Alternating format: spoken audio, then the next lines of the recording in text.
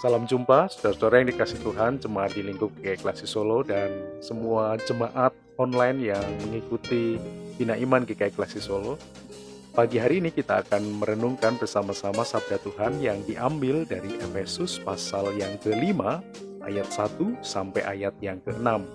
Efesus 5 ayat 1 sampai 6, saya bacakan untuk kita semua.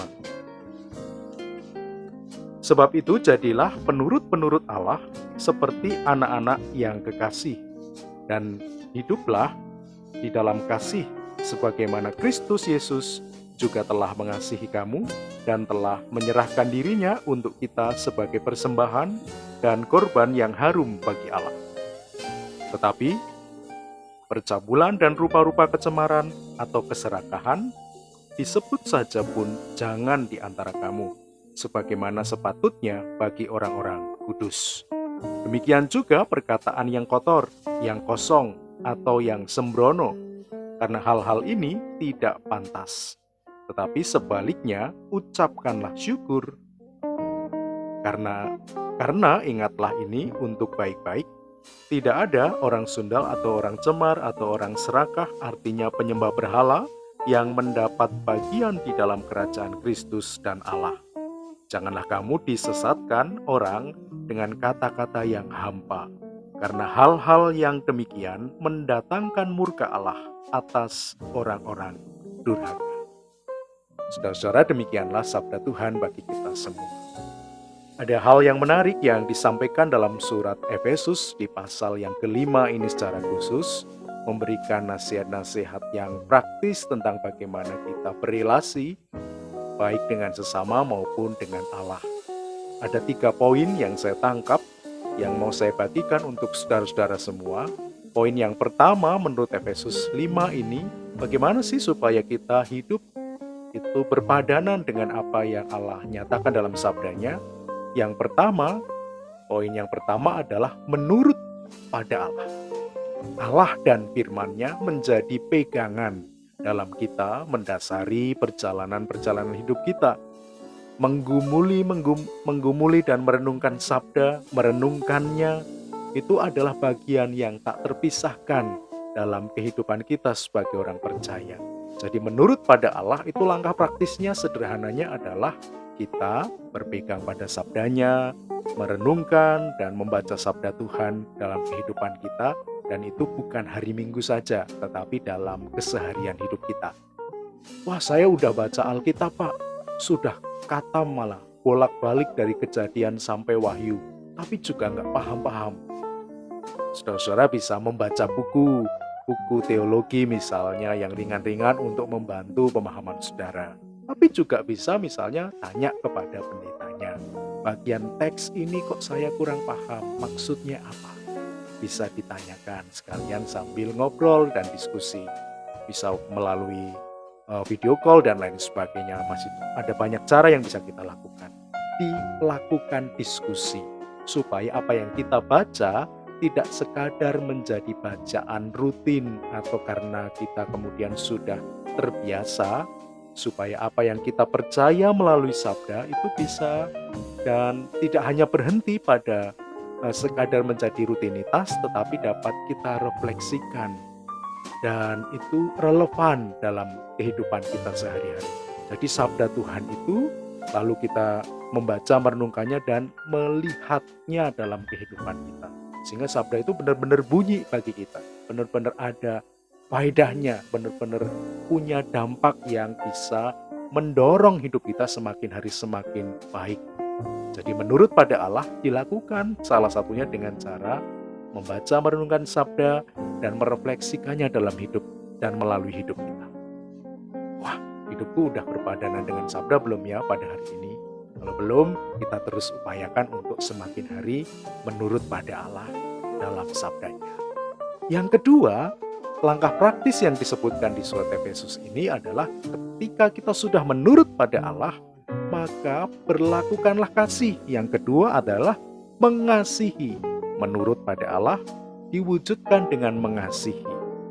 Mengasihinya berbeda-beda, nggak sama setiap orang, sesuai talenta dan karunia yang diberikan oleh Tuhan, itu nggak apa-apa.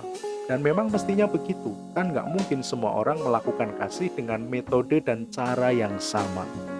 Justru menjadi penting di masa-masa pandemi, di mana banyak orang itu mengalami kesepian, di mana banyak orang bingung, gelisah, stres. Allah yang berkorban di dalam Kristus melalui karya kasih-Nya di atas kayu salib, itu menjadi teladan bagi kita justru untuk memberlakukan kasih. Kepedulian kita bisa wujudkan dengan doa-doa kita yang kita hadirkan dalam keseharian. Kasih yang kita upayakan melalui apa yang dikaruniakan kepada kita masing-masing. Kalau di rumah suka masak, pinter masak, masakannya bisa dibagikan kepada tetangga yang mungkin membutuhkan saat ini di masa-masa yang sedang sulit. Kalau kita punya keterampilan-keterampilan tertentu, ya punya keahlian-keahlian khusus misalnya, di-sharekan kepada orang lain. Atau mungkin karena zamannya sekarang lagi serba online, bikin video tutorial sederhana misalnya, sesuai dengan kemampuan kita, lalu dibagikan, di-share kepada orang lain, grup-grup yang kita kenal, atau bahkan mungkin ke YouTube seperti Bina Iman ini, begitu, sehingga kemudian bermanfaat bagi orang lain. Itu adalah bentuk mengasihi, itu adalah bentuk memberlakukan kasih.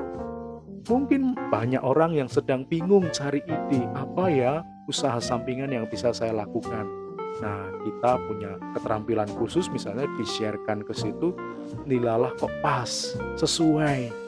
Oh, aku pengen ini aja, pengen nyoba ini. Sehingga kemudian keterampilan, karunia, talenta kita itu berguna buat orang lain. Itu salah satu bagian perintah yang kedua tadi, mengasihi melalui talenta dan karya kita masing-masing. Bagian ketiga yang surat Efesus ini sampaikan kepada kita adalah melalui upaya kita untuk mengedukasi. Jadi kan di sini tadi dikatakan supaya kata-katamu itu tidak kosong. Ya, percakapanmu itu tidak berisi kata-kata yang hampa. Nah, saudara, kata-kata yang hampa, percakapan yang kosong, maknanya itu bukan sekadar kita ini nggak ngomong jorok, bukan sekadar kita ini nggak mengeluarkan kebun binatang atau omongan-omongan yang mungkin bisa membuat orang lain nggak nyaman, gitu ya. Bukan dengan dalam tanda petik atau yang kita sering bilang bukan dengan pisuhan saja, bukan sekadar nggak ngomong seperti itu. Tetapi kan dikatakan kata-katanya jangan hampa. Percakapan-percakapan yang kita lakukan itu jangan kosong maknanya. Jadi bukan sekadar nggak ngomong yang jelek saja, tetapi juga perkataan yang mestinya edukatif. Perkataan yang mengedukasi, yang mendidik. Percakapan-percakapan kita, apa yang kita sampaikan, apa yang kita nyatakan itu memberikan pemahaman yang baik. Yang kita sampaikan itu memberikan pencerahan bagi orang lain. Yang kita sampaikan itu menginspirasi orang lain, berisi pengetahuan, berisi hikmat. Itu yang dimaksud dengan kata-katamu jangan hampa dan kosong maknanya. Bisa memantik orang lain untuk bergerak dari apa yang kita sampaikan, dari pengetahuan yang kita berikan, dari hikmat yang kita nyatakan. Jadi 3 poin ini menjadi langkah-langkah konkret yang kita bisa kerjakan di masa-masa sekarang ini dalam kita menaati perintah Allah hidup sebagai anak-anak kekasih Bapa. Menurut pada Allah melalui sabdanya, merenungkannya, lalu kemudian mengasihi melalui talenta dan kemampuan kita, dan mengedukasi melalui perkataan, percakapan, dan berbagai hal yang kita sampaikan itu berguna bagi orang lain. Hal ini kiranya membekali kita hari ini untuk menapaki waktu yang masih Tuhan karuniakan kepada kita dengan semakin hari memberkati orang lain. Karena Tuhan Yesus sudah memberkati saudara dan saya.